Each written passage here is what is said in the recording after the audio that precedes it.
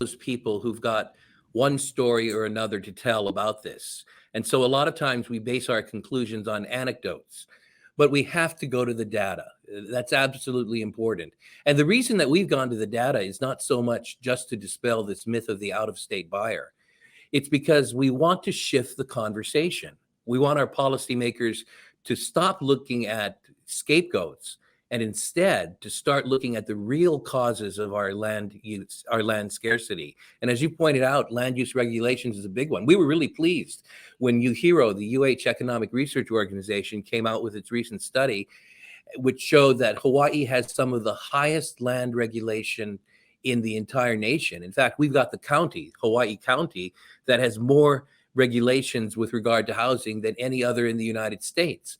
Now, that's something that there's a correlation between high regulation and high prices in housing, as well as scarcity. That's the real problem we're facing in Hawaii. If we could solve that problem and reduce our regulations, we could open up a lot more housing opportunities. For example, just really quickly, a study links to other studies we've done at Grassroots and points out we could have a lot more housing available if we allowed more low-rise apartments. You see, most of Hawaii's buildable land is zoned at the county level for single-family homes. So there's little room for duplexes or fourplexes or low-rise apartments. We should change that. Or perhaps we should start using a practice that other markets are using called by right housing. In other words, if you manage to show the government authorities that your house is sound, it's gone through an architect, it's jumped through the hoops, there's a pre-established checklist, then you can go ahead and build without having to go through hearings. But the problem is that so many developments have to go through hearings that it virtually shuts down development in many areas. Another thing we can do is cut back on our permitting delays. We could also require permits for a lot fewer projects. In many markets across the country, you don't need permits for re-roofing your house or fixing it after a flood or putting in flooring or air conditioning and so forth. I could go on, and I know our time is limited today, so I'll just refer to one of our studies online, which is Build Up or Build Out. There are lots of solutions we should be looking at instead of naming scapegoats for the scarcity of housing in Hawaii.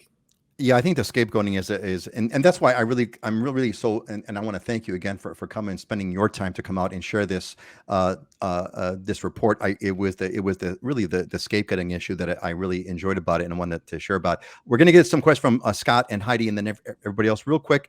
Patrick says, please define out of state buyer, someone whose main home is out of state or a transplant. If I'm not mistaken, please correct me if I'm wrong. Is that they took a very liberal look because it's hard to kind of, there are a lot of cases which are kind of borderline cases. The idea would be if you're out of state and buying a home here, you're considered a out of state buyer. That was the objective criteria that was used, right, Kate Lee? That's absolutely right. You stated it well. And in the interest of time, I just want to refer our listener to the study itself online at grassrootinstitute.org. grassrootinstitute.org. Gang, I've also got it linked extensively on the one article I published on the website that went out in the newsletter. You can go there, but grassrootinstitute.org, where you'll find that and other reports. And I want to definitely do the best I can to promote that. Auntie Joan likes the great edition. So Joan, I'm glad that you enjoy that. And Uncle Ray is here with us. Aloha from Kailua. Welcome, Ray. And Mark is enjoying it. Interesting. Hey, our internal Jessica says, love your solution of low-rise apartments, duplexes, etc. What can we do to change public perception that these types of homes are going to ruin my neighborhood? Man, that's the question, Jessica. Hold that thought, everybody, because I want to get some feedback. Heidi, Scott, or Dylan, you guys have any feedback? You want to chime in, questions for Lee? Anything you want to add to this? What do you want? I want to bring you guys into the conversation. Scott, go ahead. Yeah, I mean, one of the biggest things, the land use restriction, that if you look back at, statehood was 1959. In the 1960s and 70s here on Oahu, we were creating on average 14,000 new units per year for those 2 decades. And now we're right around 4,000.